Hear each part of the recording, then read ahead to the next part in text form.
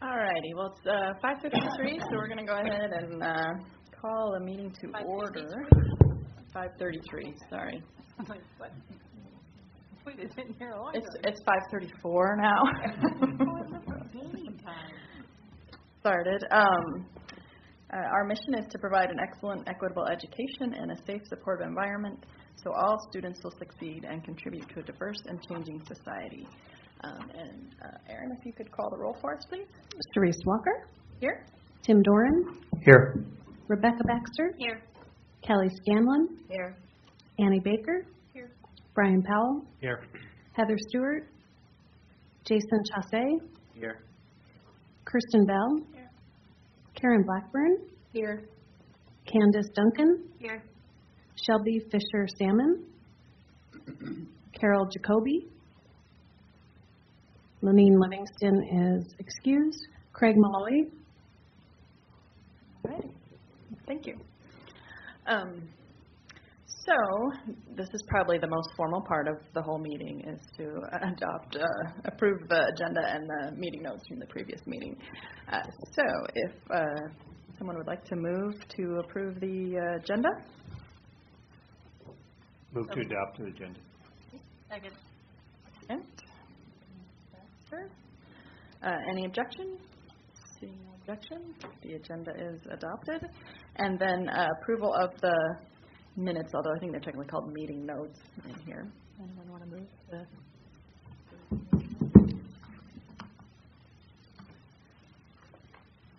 Someone who was here for that meeting in March? Didn't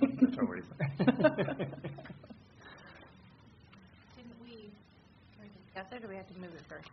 Well, I think we have to move it, but we discussed the results of we looked at a lot of attendance data in March. But we decided on making no recommendation for the superintendent for calendar change, and that's not. So, does that matter? I don't know. I guess probably move it, and then we can discuss it. Okay. How's that sound? I move that we approve the meeting notes for March 1st. Okay. Please second that. So do you have a discussion point? Oh, yeah. That was my point was on here that there was a decision. I thought we made a decision as a group that to not make any recommended changes, and I don't know if that needs to go in the notes or not. Okay. Any other feelings about that? It would be an easy thing to add. I think we could make that edit. Then on the meeting notes, we will amend it to add that no recommendation was made on calendar changes. Seeing no objections to that amendment? Okay, sounds good. We will make that change and have that reflected in the documents we post online. All right. We have a period set aside for public comments, but I don't think we have any members of the public here. So seeing no members of the public, we'll move past that. So introduction of committee members. We have a lot of new faces. So I just wanted to take a minute to kind of talk about a little bit about what this committee does, and then give us each a chance to kind of introduce ourselves a little bit. We'll be working together for this school year. So my name is Therese Walker. I'm the Public Relations Director for the school district. I'm just starting my 4th year as an employee here. I have 2 daughters. One is a graduate. She's at UAF, and my younger one is a senior this year over at West Valley. So my journey through the K-12 public education system is nearly complete. But it's been good. I'm a Lathrop graduate myself, a UAF graduate, so this is home. And behind me, we have the wonderful Erin Poland. Do you want to talk a little bit about yourself, Erin? I'd like to.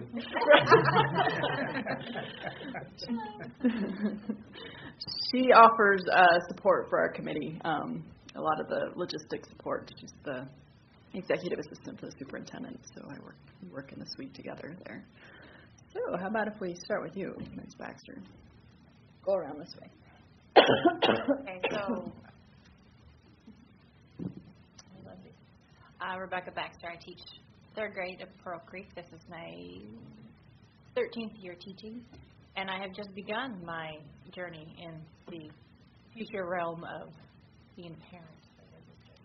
So I'll get back to you in 5 years. Congratulations. Thank you. So I'm Tim Doran on the school board.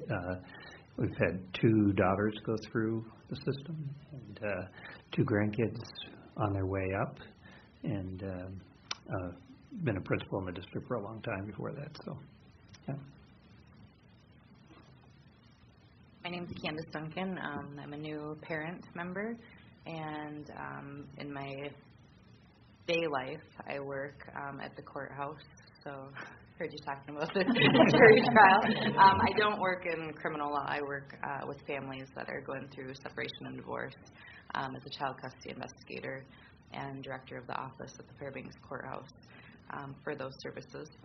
And I have a 12-year-old son who is sitting back there. That's he doesn't mind being the center of attention, obviously. So that's my son Dylan, and he is attending 7th grade at Joy K through 8 now.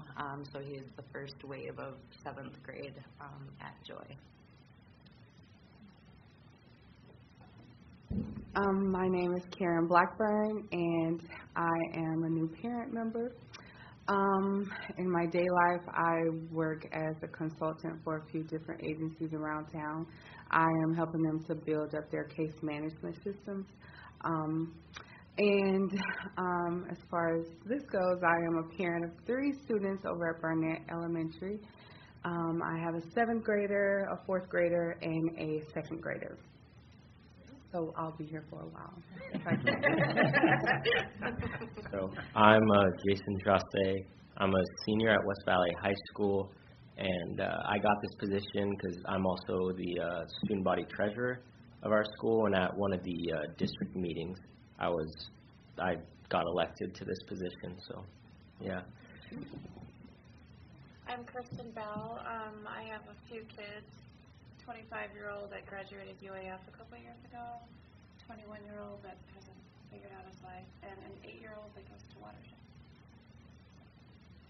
And I'm Kelly Scanlon. I've been teaching in the district this is my 17th year. I work over at Barnett. I've worked with Brian over at Nordale, and I have 2 kids, 2 girls. One is a freshman at Lathrop, and then the other one's in 6th grade at Barnett with me. I'm Annie Baker. I've been with the district since 1990 and a computer technician for just about 26 years. Both my kids graduated from Northville High School, one in 1989 and one in 1993. And my youngest grandchild goes to Midnight Sun. He's in 3rd grade. I'm Brian Powell. I'm the principal of Nordale for 10 years now. This is my 10th year. I was a teacher at Lathrop for 2 years prior to that. And I have 3 students, an 8th grader at Randy Smith, a 6th grader at Wood River, and also a 4th grader at Wood River. All righty. Well, welcome to all of our new and returning members. So I just wanted to point out a couple key things as we start our work as a committee. First of all, we do make an audio recording of our meetings. So please don't be intimidated by the microphone, but, we'll need to make sure everyone's kind of heard clearly for folks who want to go and listen to kind of what we have going on that aren't able to make it in person. So the committee that we're on functions in an advisory role. We don't do the business of the district. We don't vote and make things change. We're here to provide some parent insight on topics that are important to you. We can do surveys. A lot of times we do surveys with parents, and we can get some information that way, but sometimes you need to be able to have a little more in-depth discussion and kind of sounding board and give some more in-depth input. And so that's what this committee is an opportunity to kind of talk about those topics and those issues that are related to parent engagement and to be able to have some discussion. So I like to keep it somewhat informal. I mean, everyone can be respectful and take turns. That's always better for the audio recording if we're not all shouting at each other. But just, to feel like this is more of a discussion forum rather than if you've ever attended a board meeting, they can get pretty formal with motions and how things have to go, and we're here to kind of talk and have some good dialogue. So we often are asked to give a recommendation or to review things and give some input that way. Sometimes it's an informal review, and sometimes it's more formal. In past years, we've generated reports. We've made some recommendations that have been taken into account in some of those deciding, the calendars, just for different kind of topics. So let's see. I think that's it. I appreciate everyone being willing to be here and to be engaged. It's not always the easiest thing to come to an evening meeting, especially at the end of a busy day. And so I really appreciate your willingness to spend your time here. All right. So with that, we will move on to item number 8. We have a presentation today from Jenny Randall with our federal programs. And I don't know how much of an introduction you want, or if you've got this down pat.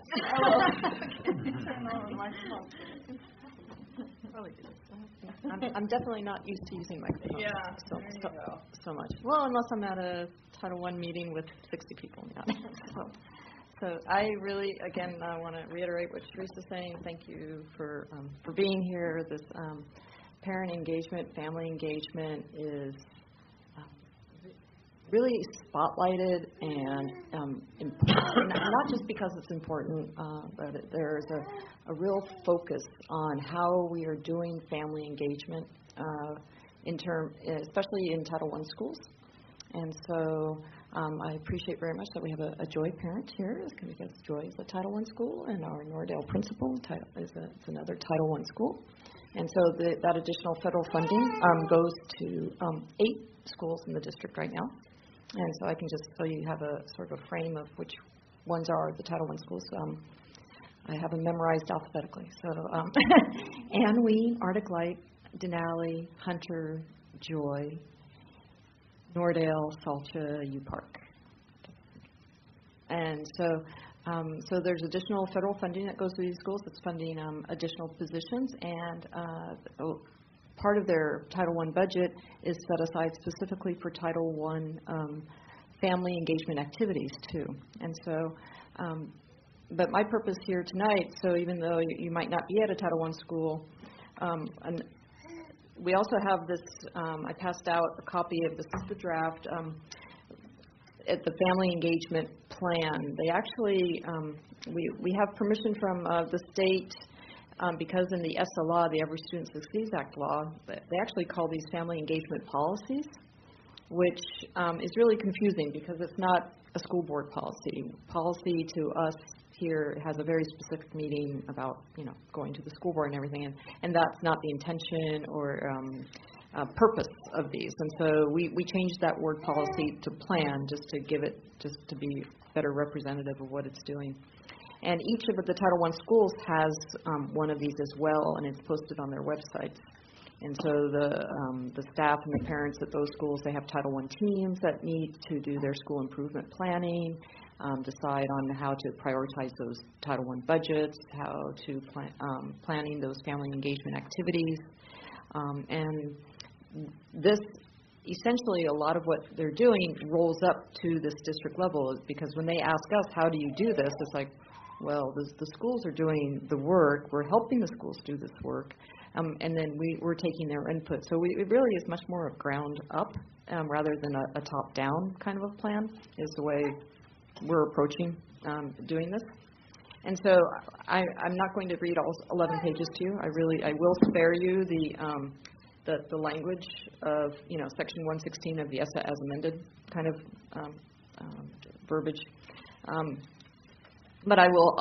What my purpose is to get some input from you, because there might be some sections here where I've either missed completely, or if you know something that's going on in your school, or something that you're doing, or a way we could be doing things better, and you wish we were doing it this way.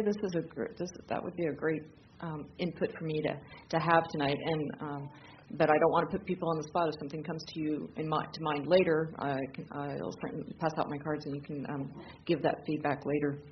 So the first part is how we get family members involved in the district's ESEA consolidated application. And again, I apologize for all this jargon. The consolidated application is a fancy way to say how we apply for our grant funding, all of our federal funding. And so I've listed those ways here because there are ways that we outreach to people there. The next section is how we provide that technical assistance to our Title I Part A schools in implementing effective parent and family engagement practices.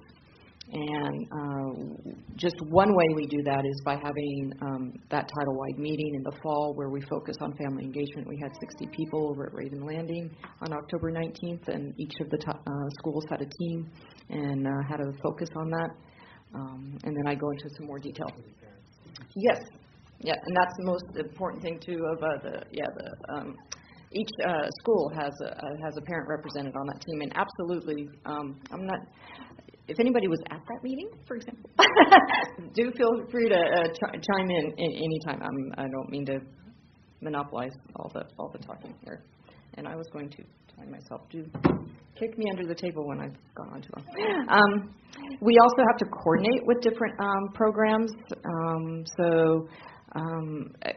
We are coordinating with the Migrant Education Program and 21st Century Community Learning Center grants. That's also known as after-school programs, and Alaska Native Education, Title IIIA, and the English Learner Program, and the McKinney-Vento, the homeless, which is our program in support for families experiencing homelessness or students in transition.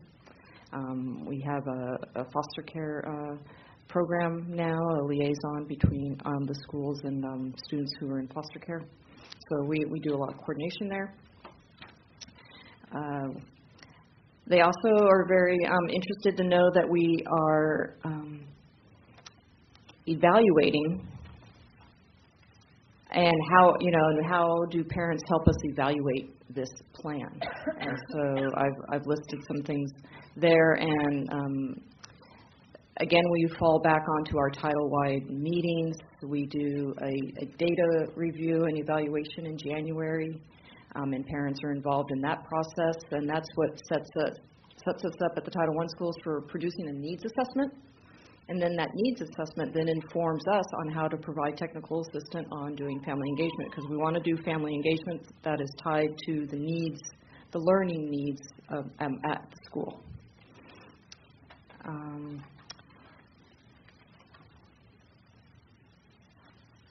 Yeah, and then so I think that the next part too, yeah, and then just using those evidence-based practices, and that we review all these plans here. We provide some back and forth with the schools on if we need more explanation on things or getting those family engagement activities lined out, and then the families are involved in reviewing this plan basically through these Title-wide meetings. So finally, and then this one last section, and then I've got the last two sections. I'm thinking you might have some input for us. Is this page about the reservation of funds? That's just a technicality on how we set aside the money through this application process. And they ask if we give the schools at least 90%, and we actually allocate 100% of the 1% set aside. So each school has a specific budget for family engagement activities, and we're just saying, yes, we do that. So here on building, this is an area where I'm kind of curious. I would be really curious, and I'll give you some think time on this. The building capacity of parents and family members.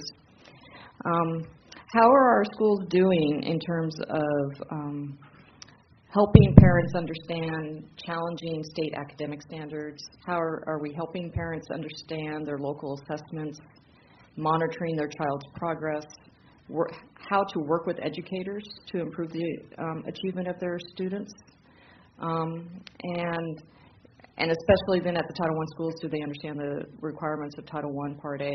And our schools do a really good job of having that Title I information out on websites and flyers, and they announce it at assemblies and things like that. But I did leave it blank there under the challenging state academic standards, and I'm just wondering if and how, even from a teacher point of view, how do we communicate that to parents? Or how would you interpret that? Ask the question like that? Yep. I'll let you, take some think time.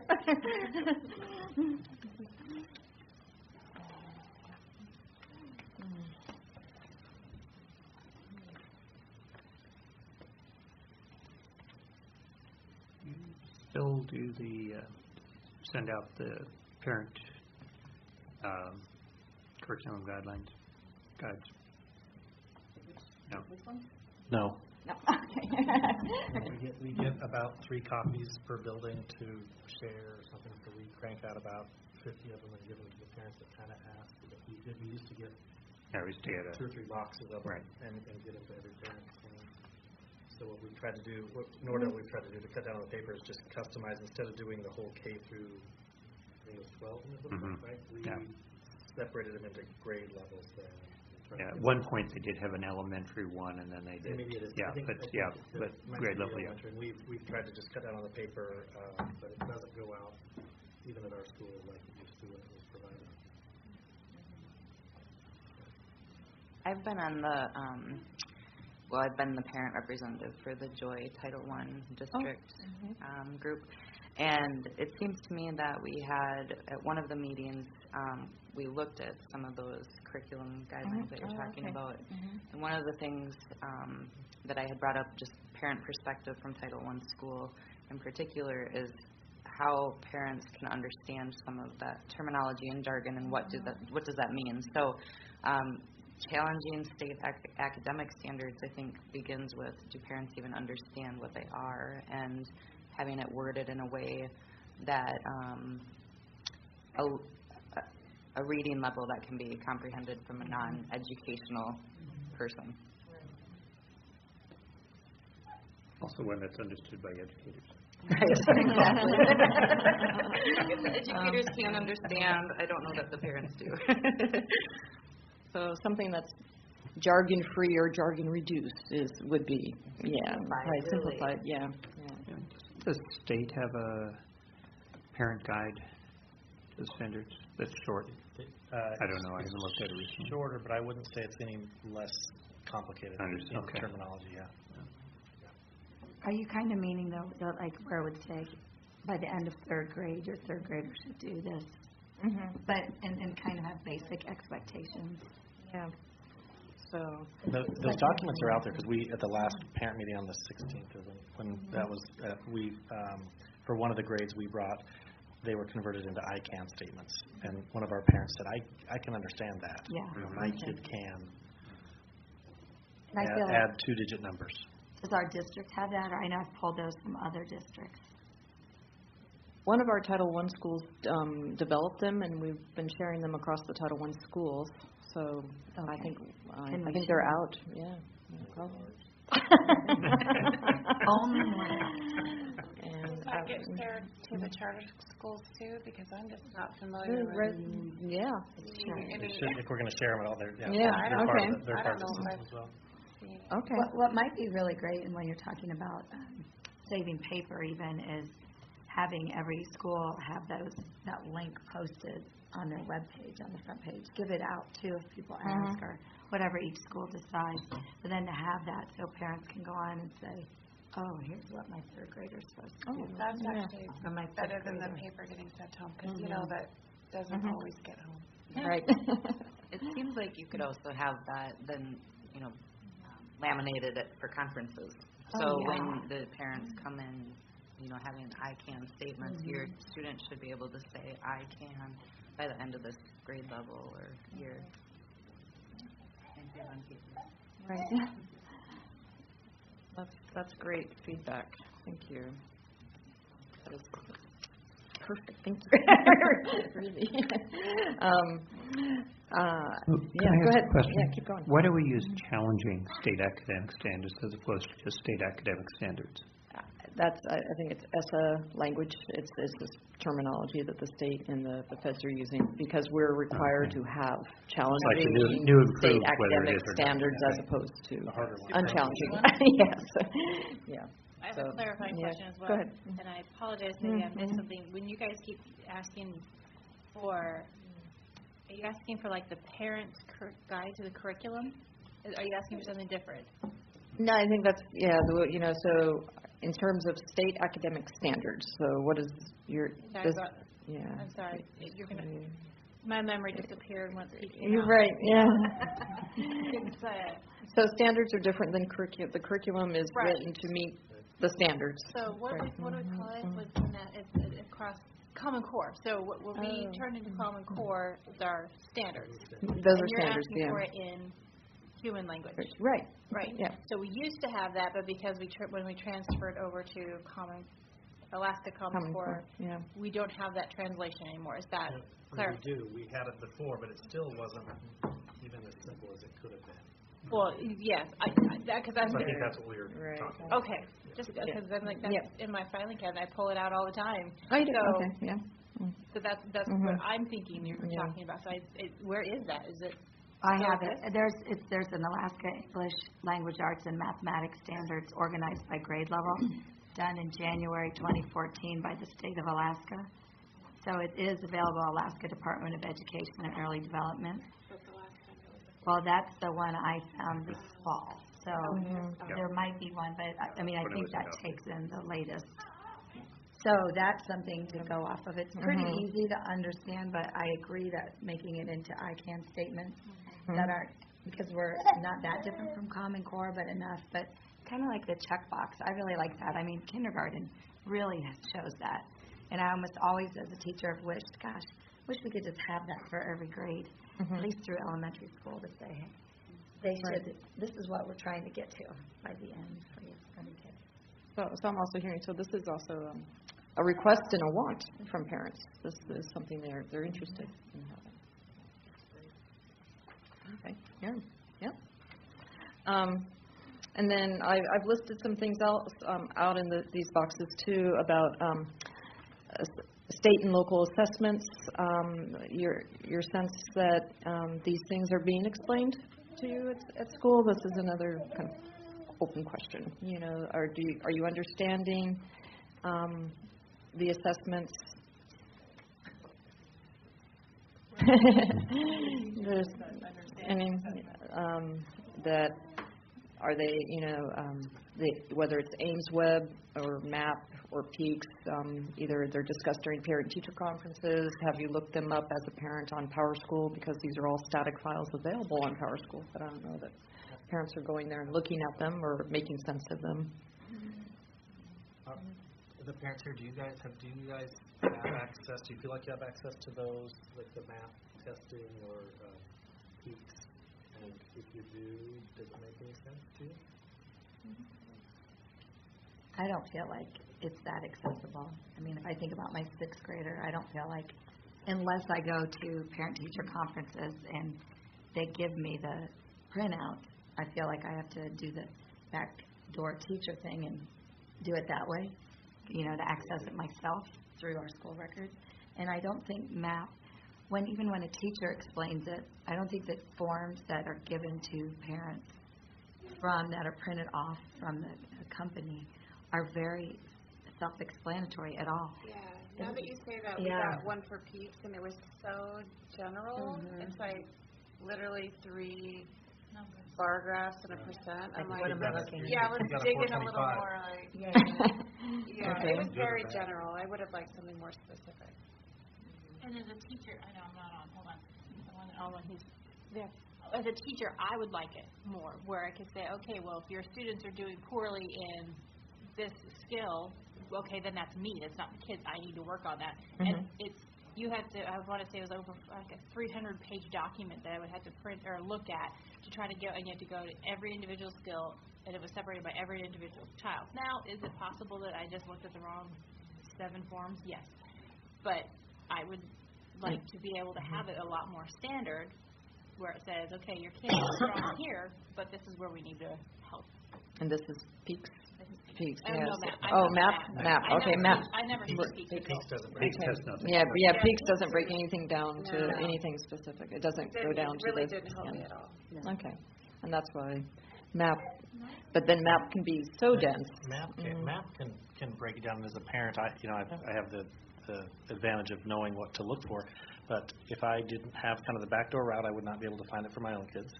And if I just put myself in a parent's position that did not, give the test, go to all the meetings, it would be really difficult to figure out. I know what it says about my kid, but I don't know what that means. Like, does that mean they're on grade level or not? And it'll say their strength, right? But I've seen some of them that say their strength, but still they're 2 grades below. Yeah. They're working 2 years below grade level, but that's their strength. Because in the other areas they're working 3 years below grade level. So some of the wording is sometimes soft, so it doesn't feel like, wow, my student's really struggling. But I don't know if it's that helpful all the time. I For think MAP again. for me as a parent, I feel I wouldn't really know what to do to access it on my own, but I think that's also because, to be quite blunt, I don't care. So it's my student hasn't traditionally done well with standardized testing, and I know that, and I'm okay with that. But what I can say is this last, I think it was conference or IEP meeting, I'm not sure which one, but one of his teachers brought in one of these assessments and showed me how my now 7th grade student, who has traditionally been behind in reading, had shot up greatly and was now reading at past 8th grade level. And so that was the first time I actually thought, like, wow, like, that's kind of interesting to see that, because normally I just kind of know what to expect, and as long as I know he's improving, I don't really care where that line falls, So I haven't really paid much, I shouldn't say pay much attention, but I just haven't been invested in trying to dig it out or figure it out on my own. But the staff has been helpful.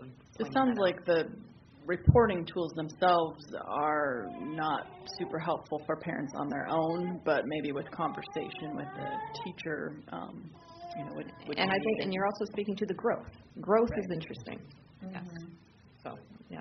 Yeah, so some of the reports we can print really are helpful to the parents, but it's about 5 or 6 pages a piece, and we can't seem to print just a guide to tell them what their student is learning, let alone, a huge document. So the other thing is I've got to add to this, it's still the best information we've ever had about where students are. So compared to what we've had in the past, we can make a ton of different decisions on, where is the students as a class, where are they struggling or not. So we just have to improve on how we get that information into parents' hands. Yes, of course. So how come some schools are doing MAP, some schools are doing PEAK? I mean, it's They're all depending on grade level, or? We do both. MAP is 3 times a year, and PEAKS is the one that is required for the federal government. Okay. So it's like the one-shot 3rd grade. And kind of another way to differentiate is in MAP, you can go at your own, whatever level you're at, it's going to test you to the highest ceiling. And in PEAK, it's like, here's your 3rd grade, here's your 4th grade. Okay. And so you may, you can, that's the highest the ceiling's going to go. It's like 4th grade. Every student taking the PEAKS test, and again, it's only 3rd through 9th, gets the same questions. Okay. Where in MAP, it's interactive, where how you answer the first question is going to decide what the next question is going to be. So. And PEAKS is a summative test. At the end, it's a one-time take. You don't think anything else. It doesn't give you any information on a student. That's why. And the MAPS and the Ames web gives you some information. And PEAKS is what's going into our accountability system. So these school designations and things that have come out, it's the PEAKS that is being used on that. And just out of curiosity, so from a student perspective, did you take MAP and PEAKS? Yeah, Yes. I've taken the test, and I know you can look at it pretty easily on Power School, and I was just thinking about it because it tells you, like, the score you get, and it's I don't know what it's out of. It'll say 425, and then next to it, it'll say proficient or advanced or below proficient, I'm pretty sure.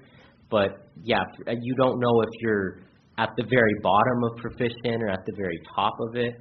And yeah, so it's, I mean, I feel like it should be you should be able to see more, at least see what it's out of, what levels are, where proficient goes from, where it starts and where it ends. Yeah. Yeah. And also, I don't know, I know you can see if it's proficient or below proficient, but I'm curious to know what the motivation is for parents to get their students above if they're at a below proficient level, or how to, because you can see it easily, but if no one's really telling you or giving you advice on how to improve that or options to do, I'm just curious, like, what are options, because you can see that, but then So when I'm scribbling down here is, so what motivation and assistance for parents. So if their student is below proficient, how are we helping them? Yeah. And the opposite, if your student is very proficient, yet there's nothing for them at school to do, then they're just kind of sitting stagnant, so they're not growing. I think a lot of schools are helping with the bottom up, but then there's a few students that are kind of like at the top, just not grow. So I have a question. I know Brian said it's hard just to get the guidelines out to the parents, and there's a report, 7 pages, however many. Color only. Is there a way that you can get that to the parents, some type of a link, or let the parents know how they can get it and download it? Yeah, that's a good question, because I know that our technology department makes sure that those reports get posted to those individual Power School accounts, but I'm not sure where that data comes from and what form it is and how much work it takes to piece those apart and make them available. I'm not sure. What report it is. It could be that really simple, your kid got a 4.5. Yeah. Instead of, during conferences we bring out the big color, growth pieces and everything else, but I don't think that that's available. I could be wrong. I don't think that goes to the parent email accounts. And I think Jason brings up a very important point is, in feedback to the state. The state on the peaks, that's the state exam, and it does not give good information to anybody, and especially to parents, and that's one of the things. Right. One of the things I was thinking about is the most important assessment is not included here. That's the daily assessment, the regular assessments that teachers are doing, and I think that's where having access to that in Power School has increased a more ready avenue to get that and stuff that teachers provide, and I think that's the most important piece that's that Power School promotes that. And of course, when you appear at conferences or whatever, or you could look at and basically say, my kid's not doing too well, so maybe why, or and that can promote that conversation, and you have a little bit more access to it for parents in Power School than not. Or you could be like me as a parent, and I kind of look at the end and go with it. But some who want to monitor that quickly, they've got that opportunity. It's much, so I think that's an assessment piece, which is of all the pieces of assessment is probably the most relevant, and it's these ones only deal with language arts or math. You don't have the other pieces that are important for the learning process for parents. I would say, especially with all the uncertainty we have seen with testing changing and coming and going, and like I said, my youngest is in 12th grade, and it's always been easier to just look at how are classes going, what are you doing, how are you doing on it, and set up an alert. If you get less than a C, I'm going to know about it, so we're going to have a talk. And that system might be a good one to have people on like the welcome back to school nights and maybe at conferences stationed in schools to help, like Annie, being at a school to say, hey, if you want to get this app on your phone, and also help you set up Power School and the links and the alerts, because a lot of the families don't have readily available internet, but they most have phones. Most of them do have phones. And even if they do, it's not an easy process. No. I will say on record, I do not have access to my own kids' stuff. I go to the office every time. I had it at one time, but it just, an update happens, and then I just we lose it. Yep. lose all. Well, I think along with Kelly, I totally agree with that, but also I think that they show how to set it up, but also the importance of it. Because once I'm at my first conference and I'm like, you can have it every time. And one parent got mad at me because she's like, oh my gosh, my phone's constantly dinging on Saturday. I'm like, well, that's when I'm putting in the grade. And so, but telling parents who are like always feel like they're left out of the loop, it's like, well, this is a little ding. It's going to help you. And a lot of teachers put their grades, their comments, the assignment requirements, and those items on there. I think that telling them the value of having that access would be really beneficial as well. Kind of put. Okay, value. Great. And then this last page, do we have a couple minutes? Couple minutes. Okay. Could I ask a question before we lose the one bullet, how to monitor your child's progress? And it says to provide access to and training as required. Is there required training or is it as needed? Maybe as needed, yeah. Okay, as I was needed. just trying to think, because we don't require training for those things. Good, yep, absolutely. So as needed, not as required, yep. And then on this last page is also sort of opportunity for some feedback is that we're giving assistance to schools and to help our staff work with parents as equal partners. So what are we doing proactively as a district to help staff proactively reach out to parents? And so this is really two parts. One is workshops and conferences and trainings that the school's staff participate in to build their capacity to work with parents. So listed a few things there, but then also including information how the district and schools are providing information out to parents. So this is, sort of back to that one-way communication too. So how are we getting information out? And that's, Sharice knows a lot about this. So some of these things that, teachers, schools, and administration provide information to parents using some of these resources as appropriate. So PowerSchool is right up there, email and texting, Remind, Class Dojo, Google Classroom, Blackboard Connect. That's when you get the robocalls, right? Yeah, I was going to say Blackboard's kind of on here double because Blackboard Connect is first of all, the Connect isn't part of that anymore. Okay. Blackboard, but that's the tool we use to do the emails, the text, the robocalls. Okay. We can post to social media from there. Okay. I have the broadest prank calling capability of anyone. So you can call 14,000 people. Touch of a button. Okay. I know people are using Google Classroom more a little bit. Then the school website, people have mentioned there's some social media going on, right? Some Twitter, some Facebook, Instagram, YouTube, flyers, and then, sort of more paper-based things, flyers, postcards, school newsletters, classroom newsletters. I've added a language line on there so we can provide language translation for families. And then we're implementing the new Let's Talk at the district level. I listed the superintendent live Facebook chats. I don't know if that's the right way to say that. Yeah. Facebook live chats. Yeah, that's probably appropriate. A new thing we're doing this year. Yeah. And our district website and then traditional mail. Anything else in particular that works for you, that you have preferences? What about, maybe it's in here, articles in the newspaper. Oh, okay. Highlight Okay. Media. Just, coverage. Media outreach or articles. And sometimes we do run public service announcements. Okay. Which is a little different than, where they help us try to get some messages out.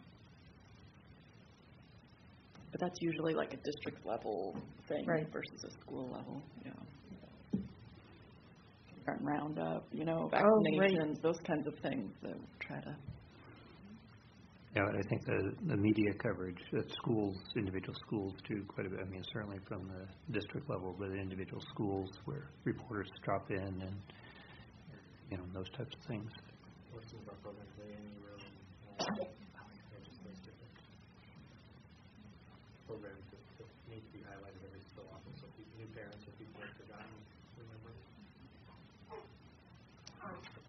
Yeah, we also have the capability of posting news items on our own district website. Right. So we don't actually own the newspaper. We can only do so much to try to encourage coverage, but yeah.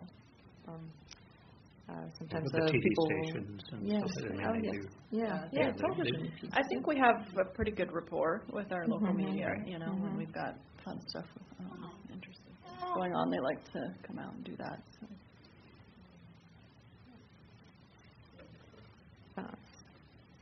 Really, actually, this was a great conversation about the assessments, and I thought about it, and I put it in my. I'm going to go grab my cards out of my bag. Okay. I thought about it before. And Jenny, I was just going back to your coordination section. You might want to consider military. Oh, There you go. We have That'd be great. several partnerships there, particularly when they talk about federal funding. So. Yep.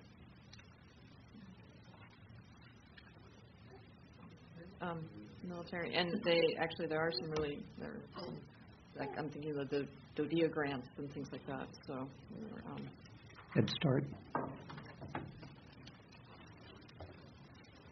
Okay. Got a lot of And our programs. liaisons.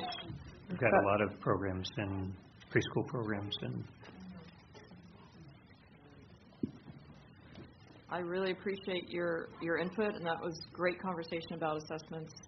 I learned a lot, and my card is coming around. If you think of something else, just feel free to send me an email, or call, or email or call. Best ways to get me. I really appreciate your time and taking a look at this. Okay. Well, thanks for coming, Jenny. All righty. So the next item is we are going to look at some draft calendar options. These are early drafts. The Superintendent Gaborik wanted me to bring them to this committee first.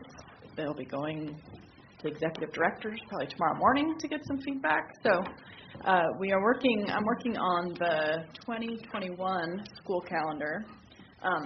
Just for reference, I've included this year's calendar, last year's calendar, and then the one that the board just adopted for 1920 in the agenda, in case you wanted to kind of look at things we've been doing as we consider this. So I've got 3 options I've put together. Maybe I should speak to this. This guidelines document is what helps me when I first craft a calendar. So we've got some requirements that come from the state as far as how many days need to be in our school calendar, how many of those days can be professional development days, that kind of thing, and teacher work days. And so I usually start with that guidelines.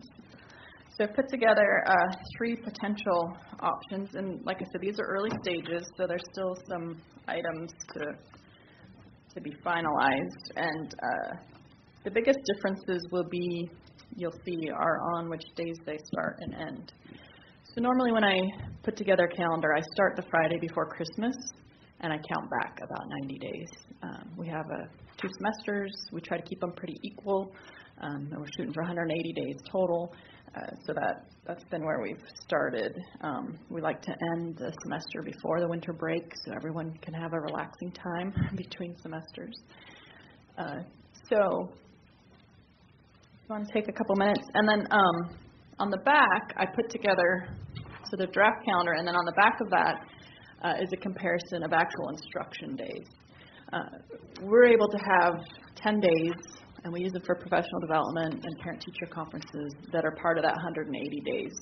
But we also like to look at the number of actual instruction days in each quarter and in each semester, trying to strike a balance, particularly if you have a class that's only quarter long or only semester long.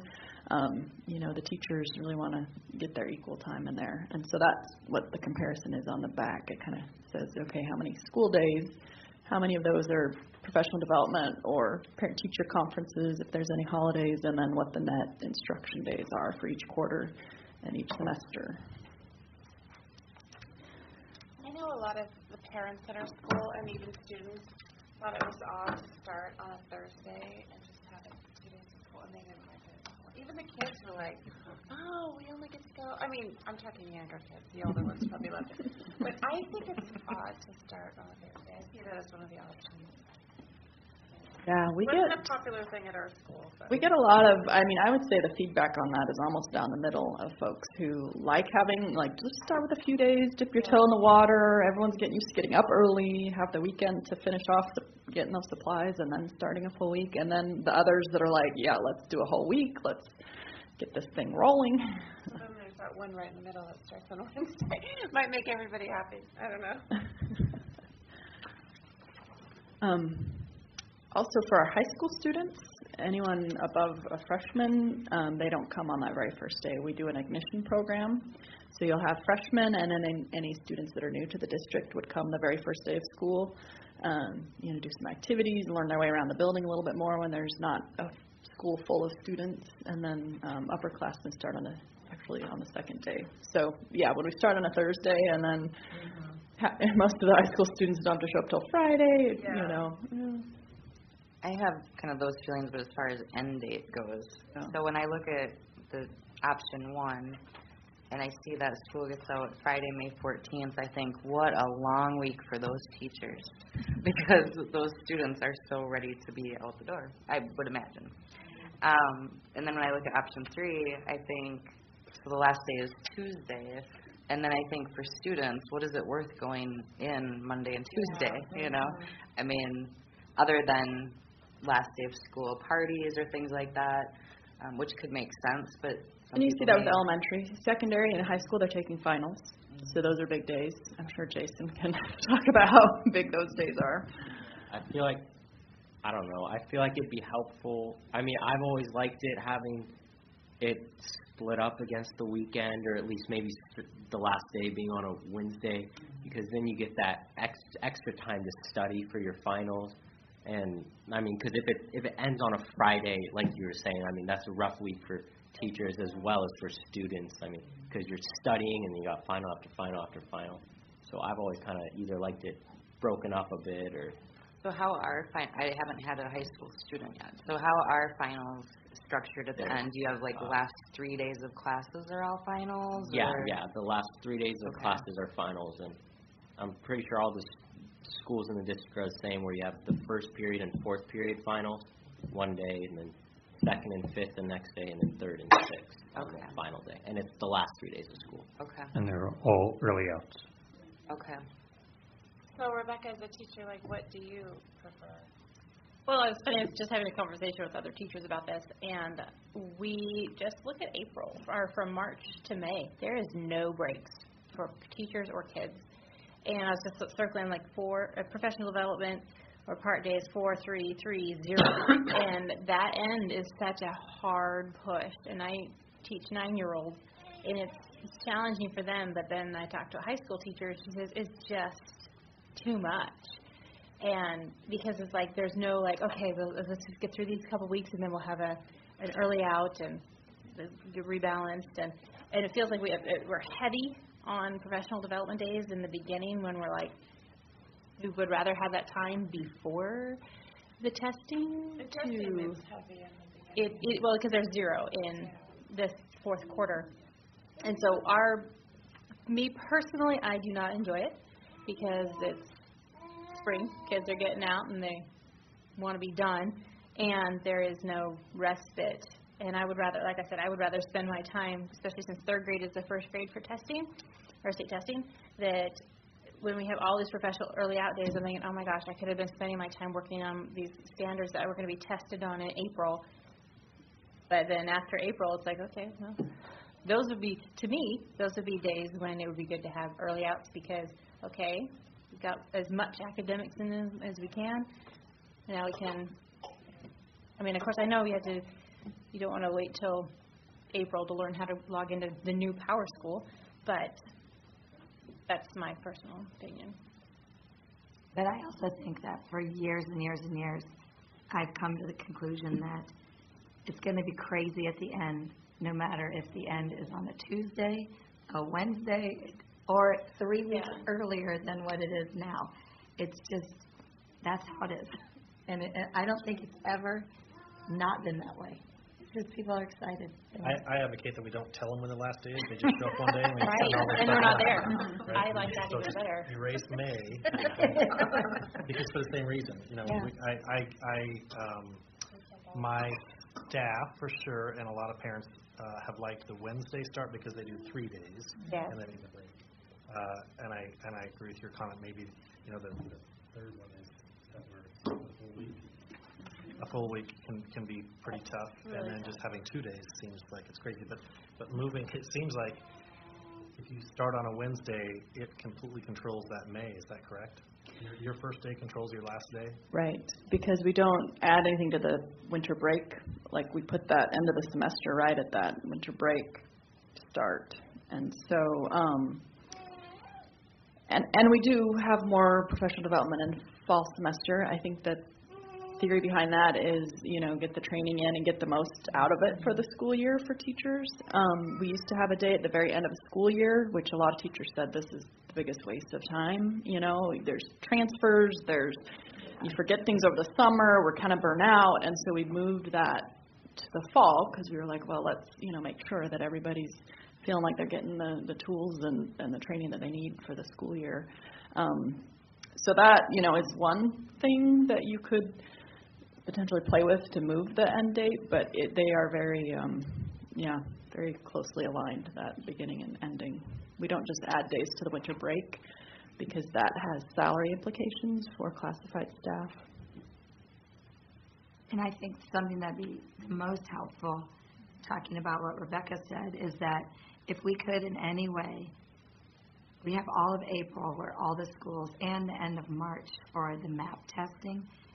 It's just crazy to me that we can't just move MAP testing and push that into May so that even in the younger grades, third on up, we sort of have finals for them, and then it's a focused, have to do this specific thing, and we don't need the data for the very end of the year until the beginning of the next year. When you get those kids, we don't need the data in March, because they still have a month and a half of school to grow. So I think it would make most sense to move MAP as far down as you can. Well, How does that work, doing it 3 times a year? Well, we have windows that we can do them in, and that's, which is nice that we have so you have pick your day. So in the Pearl Creek, that's what we do. It's a little bit easier.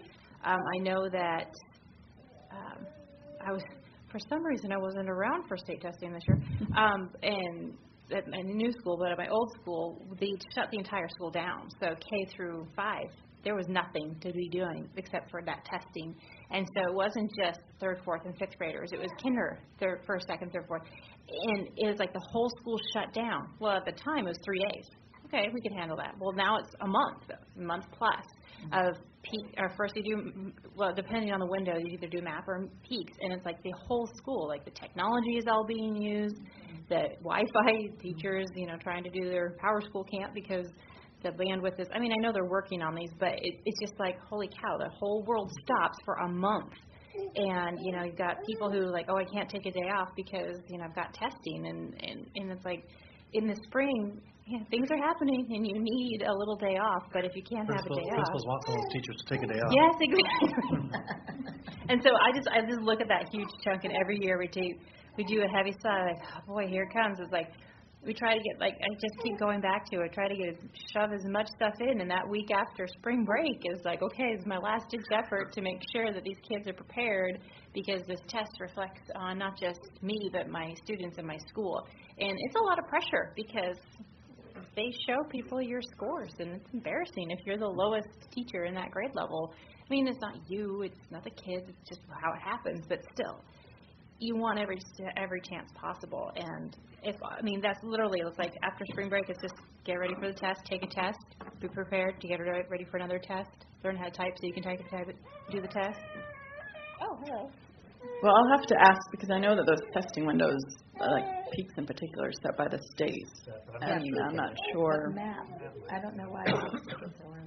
And, as far as having a day off, I'm not sure how much leeway we have to say, let's. Oh, I don't think a day off. I just mean it would feel like more purposeful teaching all through April and more accomplishment of your standards and your goals for every child if that map was pushed back further. And I think, and Jason, you could speak to this, of a little bit more buy-in from kids just to know like it's really not over just because we did the test at the beginning of April and we did another test at the end of March. You know, middle school, you're signed out. You're done because you've taken all your tests and you don't want to work anyway, so that's another reason not to. Because you've already taken the test. Right. Yeah, and I'm pretty sure MAP can be done anytime you want, and they just score it according to where you are in the year, you know, in terms of what that progress is. Well, I think there's mine supposed to be too, certain- you know? Peaks does not have to be Peaks does. spread out.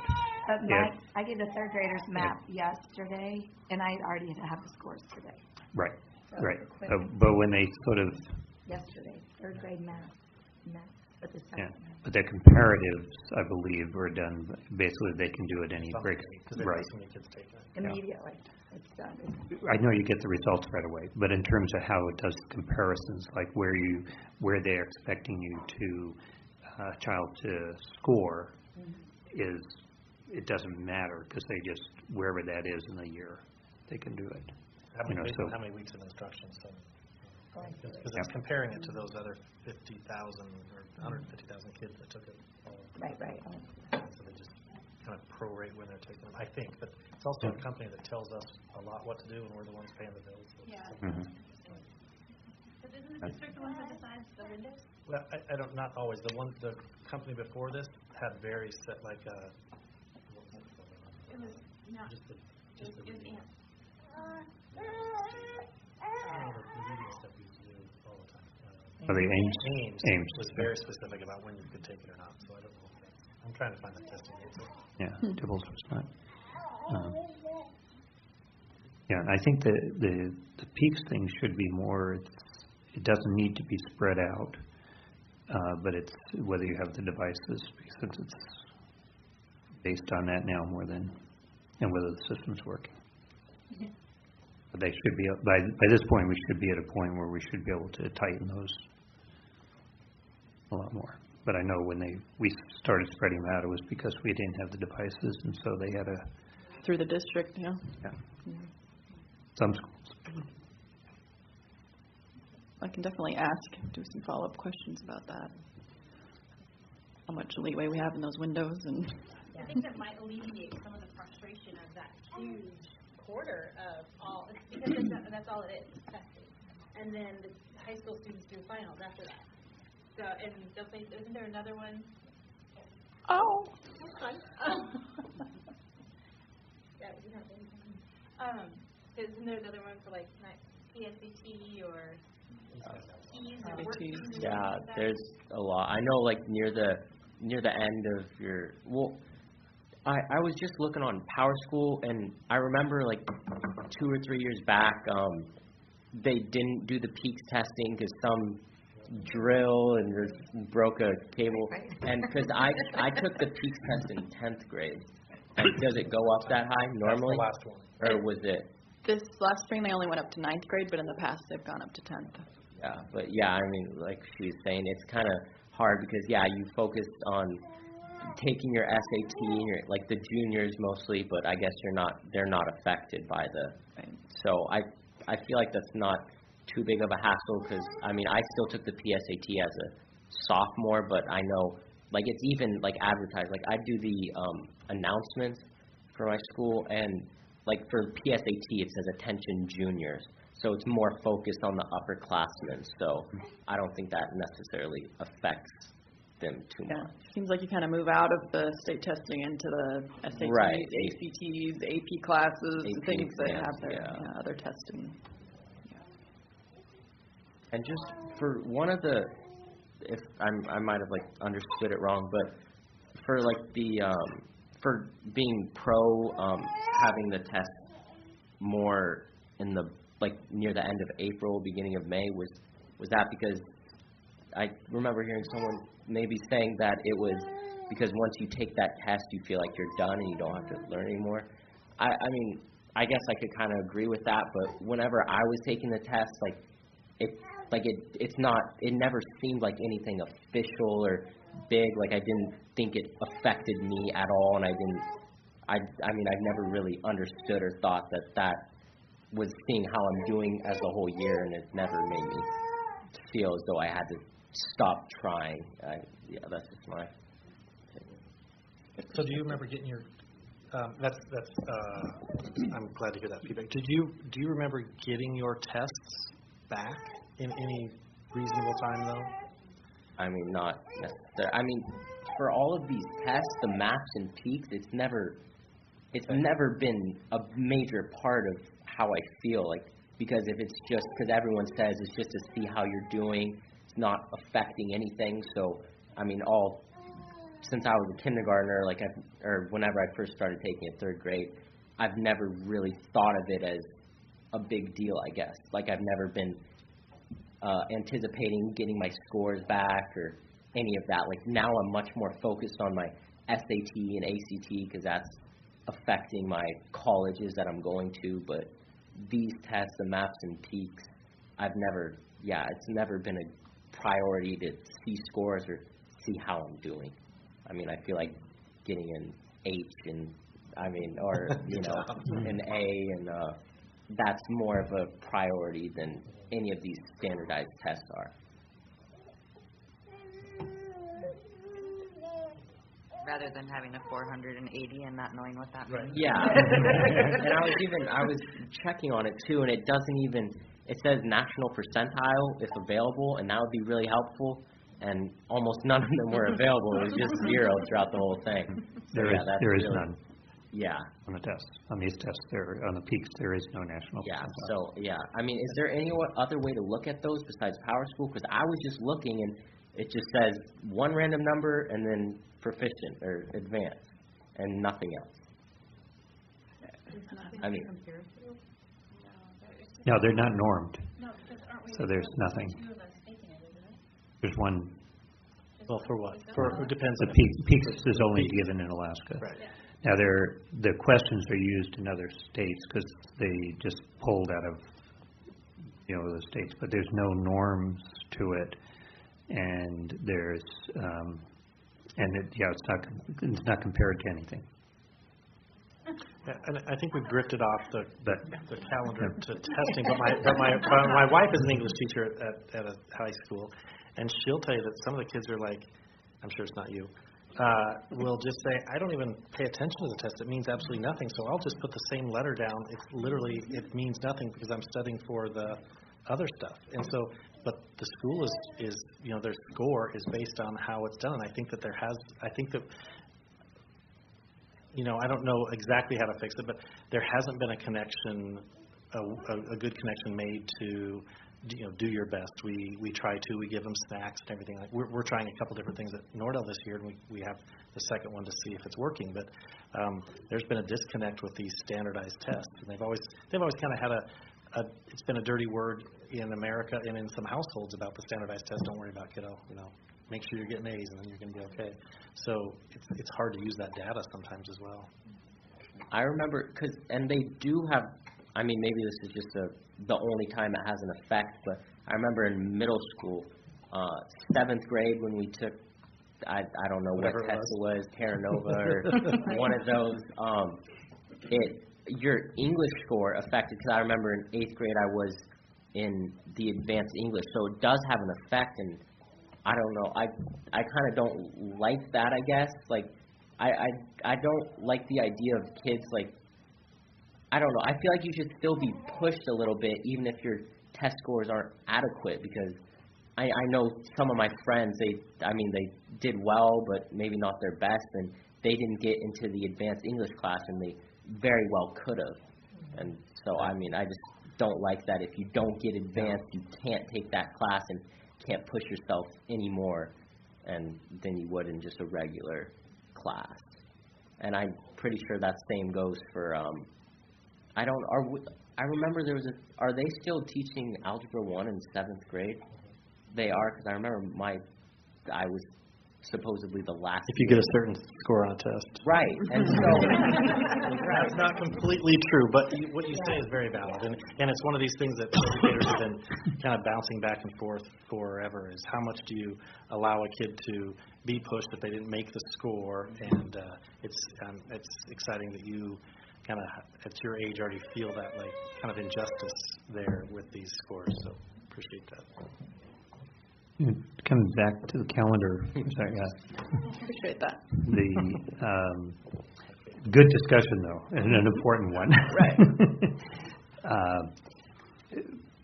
I know I favor a start on a Wednesday because it gives you enough of a week, and I think for incentives for families to be there if it's just the end of the week, and then especially if you're upperclassmen in high school, you only come for one day. But it gives you something you can begin to pick up a little momentum, and then you have that sense of the week. So I like the end of the year. It's nice to have that last week not be a full week, because if you have the bad weather day, then it kicks you into the following week, which effectively becomes, it's actually adding like 3 days onto the school year, because you Saturday, Sunday, and then that day. So it's nice to have at least one day in that week to give a buffer. Hopefully we never have a bad weather day, but if we do, it's nice to have that. And if it ends on like Thursday, that's great. The week is over early, then there's a certain elation there. Thoughts about these options? I guess I don't know how it is for teachers of lower, like elementary and middle, I guess, but I feel like the last week for like the younger ages, it's not really, like, I feel like it doesn't affect them that, like, maybe they'll get a little wild because they know it's their last week, but I just feel like it should be more set on at the high school level when you're, taking finals, and it's a really stressful last week or so. I mean, because that's when you can drop from an A to a B, or like that's when I feel like it's most stress put on the high school students and not necessarily the middle school and elementary. I mean, except for teachers, I'm sure. I think you're right. I think it's more academics as they're older. It's more social when they're younger. So the importance is obviously weighed heavily on older. Unless you're elementary, and then everything starts with kindergarten. Well, and then my input also, if you're going back to those PD days and days off, and as a high school teacher, I'm not, but I look at it's like, well, by teaching XYZ semester 1, I get less time to teach my kids. Semester 2, Bob over here gets more, and so are they going to do that? I don't know. It's not balanced. And so if you get 7 during the first semester, 3 during the second semester of no school days or part days. But the actual days are the same. Yeah, but they're the first within semester, 2. has more days than the second, which So 3 of those PD days are before school actually starts, but they actually count as those 3 days that we have before students start are counted in that total. So in option 2, which is the orange, over on the far column, we've got 86 instruction days in fall semester and 84 in spring semester. So on draft option 1, the first quarter has 44 days, second quarter has 48 days, and we're at a school where 4 days is a whole extra week of instruction in our exploration classes, our electives. So it would be nice for those two, because I know we're trying to end the semester before Christmas because of finals. It would be nice to have a little more equity between those days. So option 1 has 44 days in the first quarter and 48 days in the second quarter. Right, but those are school days. Those Contact are days. They're not instruction Go to days. the right-hand side. Okay. Those are more like contact days, correct? Those are balanced, 40, 45, 40. Well, see, 40 and 45 is still another whole week. Because we don't end a quarter in the middle of the week. Yeah. We end on a Friday. So you end up sometimes with a whole week one way or the other. So that might be where we That start might be Wednesday. where we can find might actually be worse. So you'd have an early out at the end of the quarter Then the next day on a Wednesday, and then would you start the next quarter right on a Thursday? No, I was mean, saying it's if always you start school on a Wednesday, then it buys you another day into. off of this. Gotcha. So you're saying option Like if you started on the quarter, on like a Tuesday. option 2 starts on a Wednesday. So if you flip that over, you have 41 instruction days, quarter It's 1, a little bit and better. 45 quarter No. 2. Well, Still. also look at 2019, we're starting on the 12th, and then if you, holy cow, we are starting 5 days on the 19th. Well, we'll find out if we like it or not, won't we? So, if you think about it, we're starting on the 12th, and then we're looking at starting 6 days earlier. And it's like, I made the choice to work my summer job, but that's, oh my gosh, now it's instead of 1 month where I'm working 2 jobs, it's 1.5 months. So it's like, I'm looking at the start dates going, oh my gosh, please let's extend this summer as long as possible. I like the 12th. Let's just start on the 12th.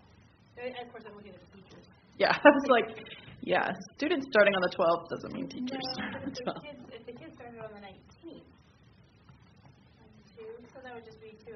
Then just get rid of a couple of professional development days. Good. Yeah, and I like what Mr. Dorn was saying. I have to always default to Mr. Dorn about having those maybe ending on a Wednesday in case of the snow days, because we have had those freezing rain days where you miss the whole week of Thanksgiving, or you just don't know. Mm-hmm. And to have to come back on a Monday into a day is. We did that. We did that a few years ago. Yeah, and it's less of a problem if it's a teacher workday that gets kicked over, because we've been able to accommodate that by letting people work Saturday. Where they had tickets in hand. If they didn't have tickets in hand, type of thing, they didn't, because you didn't want to but for some people who really had, or they had college graduations to get to, or something like this, we were able to do some flex with it if that happens. But it's less of a problem. It's the kids, having the kids come back, and families that's, especially if they are thinking, I'm done. Especially when they get down and with secondary students getting their finals and stuff like this, that becomes more problematic if you then, at least having 1 day there is either way. Some buffer. I'll just say creating a calendar is its own adventure every year, because you kind of look like, oh, where is the holidays falling? Where are, just there's enough that changes every year. It's really hard to say, this is our exact template from year to year to year. Yeah. And Kelly, you just reminded me too, is one of the issues too, when kids come back, that impacts the support staff on a greater basis, because they're not salaried for so many days. And so that's problematic, and we've run into problems with that in the past when we came back with kids after the weekend, and support staff couldn't be there. All right. Last thoughts on the calendar? Well, I like Jason's input in, and I think that's what we should kind of go by, because he is a student in school. And I understand that teachers and, staff is important as well. But at the same time, I think, we want the best outcome for them as far as finals and their academics. So I like option 3. I have, a question off of that for Jason then. So between option 2 and option 3, with the testing days at the end. So not looking at option 1, because that's kind of the long full week, but between option 2 and option 3, would it be good to split up finals, where you have finals on a Friday and then have a break for the weekend and then come back Monday and Tuesday and do more finals? Is that what your thought is? Okay. I really like that, because, everyone loves to procrastinate. And the weekends, even if you are procrastinating, you're going to look a little bit and study for your other 2 classes, and rather than, just having one night. You already take finals, and then you have to go home and just tired from that, and then study for your next final, and it gets tiring pretty quick. I think that's important. It does give that first week an entire week of school for kids that have been staying up late. The whole week, I'm going to take the next year off, I think. I just look at that. We as teachers are just exhausted. We're like, I love Thursday, Friday. I really do, because we're, especially, they're babes, they're coming in, especially 5-year-olds coming in for the first time, and they're away from their mommy all day now. And you want to do that for 5 days in a row? Oh my God. Kindergarten doesn't start. Yeah, they don't start. Yeah. Okay, fine, 6-year-old. My point is, I'm tired of speaking about it. And they're just, and half the time it's like, okay, let's just go to, our fourth recess for today, because we just have to get you all the little bugs out of your little britches, or it's all so moving all the time. And the weather's beautiful. I'm just all for it. Talk to me next year after August. If we had the option 3, if we had the end of option 3 and the beginning of an option 2, Yes. we'd have it. And We need to find 2 days. We need to find 2 days, use option 3 and find 2 days the first semester. That's all you have to do, is just 2 days. What am I going to do with them? Put them in June. Make them optional. I would like to see, after we implement the calendar for next year, where we start on Monday and have that full week, if attendance that first week of school is better, given that if students have to start on a Wednesday or Thursday, parents might continue their camping trip throughout that week instead of coming back. But if you start on a Monday and know you have a full solid week, maybe attendance will be better at the beginning of the school year. I also know it's a little bit later start next year than, some of the ones we've had in the last few years, because right, it's like the 17th or 19th. I think that was what won people over the full week. They kind of were like, full week isn't going to be great, but I get another weekend, summer weekend in there before school starts. I think that was. And I think that's a big thing, just thinking of that as a parent. When my kids were growing up and my grandson, they like that last weekend. They don't like the idea of having to come back for a couple of days, and because we could have been gone the whole week. We could have been doing so much stuff. I don't know. A question for Jason. In option 2, that last week in May, of school in May, you'd have Monday. I know sometimes teachers like to have a day where they can do quick review with students before finals. So it's a trade-off between if a student is studying all weekend or having the review that helps to focus what you really need to know for those finals. Are you saying and having the review the same week you're taking the final? Right. So, okay. That's a lot of times teachers like to have that, and they can do it, a quick review with students. This is really what you need to focus on. And so that's been a nice, it's a nice thing in that option 2 at the end, and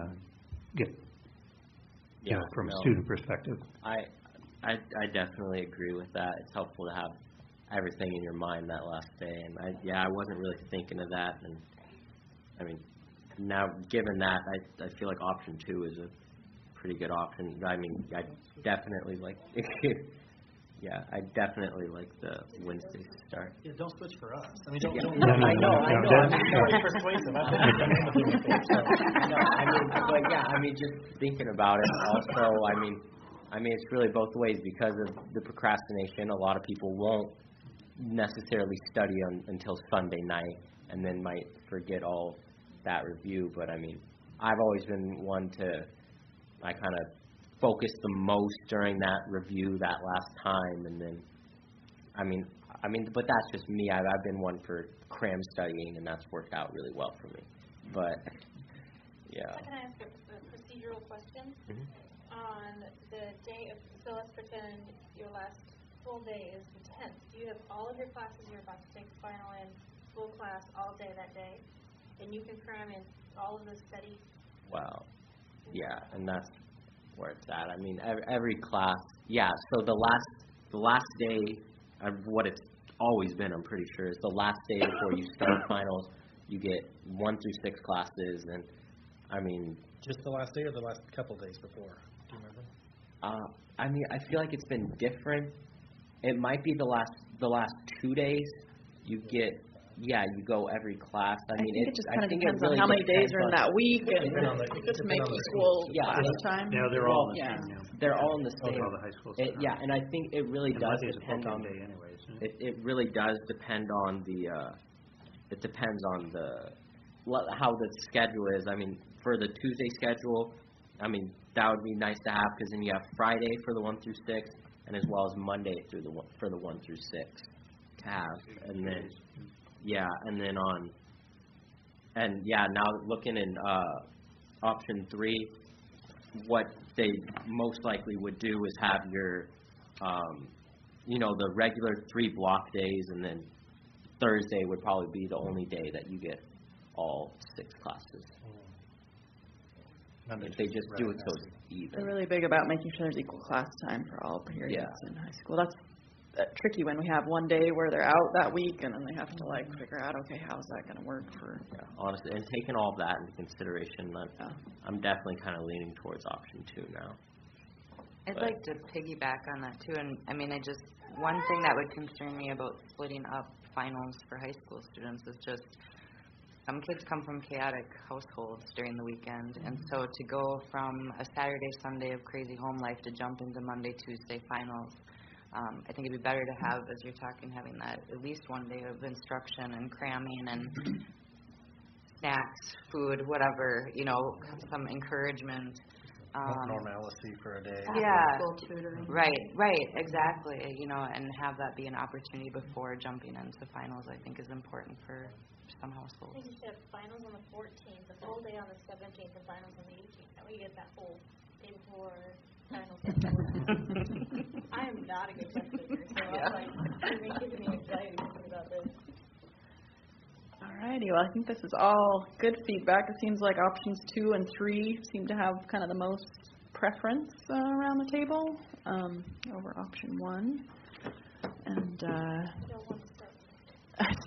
it's tough, I know. And we still have some decisions that I think we made about some of the PD things. If that PD day is going to stay in November, that was moved from spring semester, or if it makes more sense to move it somewhere else. So, so great conversation around that. So the next item is the schedule for the next meeting, and I don't have a specific date in mind yet.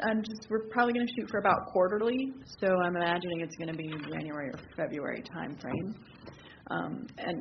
And I'm not sure exactly what topics we would be discussing, but if anyone has ideas or topics, issues that you think would be, parent engagement related, that would be helpful to discuss in this group, I'm definitely open for topic ideas.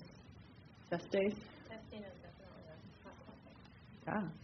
Have to find out how much leeway we have as a district. I thought we gave us that information last year. I thought we talked about that when we were talking about making our recommendation for the talent, because we looked at the days and said, I thought we had discussed the testing windows and For Matt? back empty, I thought. And this is just an estimated window for peak testing, because that state has to tell us this is the window, and I don't, we're looking 2 years out, and I just got the information for this year's not too long ago, so that's kind of an estimate on my part. But yeah, if anyone has any topics that they'd really like to discuss here, I'm open to those suggestions. I don't know if this would be a topic of interest or not, but I know there's, so I've been part of the Fairbanks Resilience Initiative that's kind of being housed with the Fairbanks Wellness Coalition right now. And there's a group that's working together on putting together a conference in February. And I believe Samantha Savage from the Fairbanks Wellness Coalition recently talked to somebody from the federal programs, and I don't know if it was Jenny or not, but the school district is going to be helping fund for Dr. Chamberlain to come to town and give presentations on resilience and brain development of children and kind of the whole adverse childhood experiences. And I'm not sure I believe it was last February that the school district had some schools and staff attend I believe, a Dr. Chamberlain conference. And so anyways, this conference is being put together. It's called Weaving Together Our Strengths, and it might be interesting to talk about how to bring that information back to parents, because I believe that the school district, since they're helping with that, is going to encourage the teachers to attend. And I think they're planning on having the conference be a Thursday, Friday, Saturday, so that Saturday would be geared towards, I think, teachers, or Friday would be some sort of professional day or something along those lines. So might be worthy of a January topic if we were going to meet in January. Yeah. Okay. So another topic that comes out is this being parent and community engagement. I think we have a strong, and a lot of efforts are going in make connections with parents, news and stuff like that, whether it's through, the social media pieces that the district does or anything. But what I've been thinking is, how do we broaden that circle a little bit of community members who don't have a touchstone with the district. They don't have kids in the district, but we need their support for that. And how do they get information? And so it's kind of a brainstorm type of thing. But and again, I don't want to. There's a lot of effort and tremendous success in what goes out to parents. But if I'm a retired educator, how do I get it? Unless I specifically am very proactive, go to the website, go to the, and even there, I might. But how do we get information about the district out, the great things that are happening to the broader community, especially as some of our public media are, the paper is getting smaller. So that's an issue. The TV station coverages are getting, actually they're getting smaller and stuff. So traditional ways we used to use, and so it's just a thought. How do we get the good news out to the broader community? I'll have to check in on that, because I know we are pretty focused on parent engagement. We don't have a community part in our name anymore. I don't know if that was a past structure when it was the board committee and we've adjusted, but definitely worthwhile discussions. We'll figure out where that needs to. And are you mentioning they should be on this, or just in general, how do we get those other really voters and taxpayers so they know what's going on, regardless if they have a voice or not? Yeah, that's how do they find out what's going on? Right. Okay. Well, I'll just say the way I found out there was an opening here is because I listened to Miss Dominique speak to the Borough Assembly Board recently, and I happened to sit at home and listen to those meetings on KUAC. And that would be a way, I think, to reach out to people who aren't necessarily involved in the schools, don't have students in the schools, but are focused on property taxes or other things in the community. So if anyone else has any ideas, feel free to email me, because I want it to be worthwhile time for us to discuss. And I will also bring anything back from the administration or the board that they want us to talk about in future meetings. So I don't think I have any other announcements. Have any announcements? So we have a few members that weren't able to make it tonight, but should meet them at another meeting. And so if not, I would entertain a motion to adjourn. Second. Seeing no objection, we are adjourned. Thank you.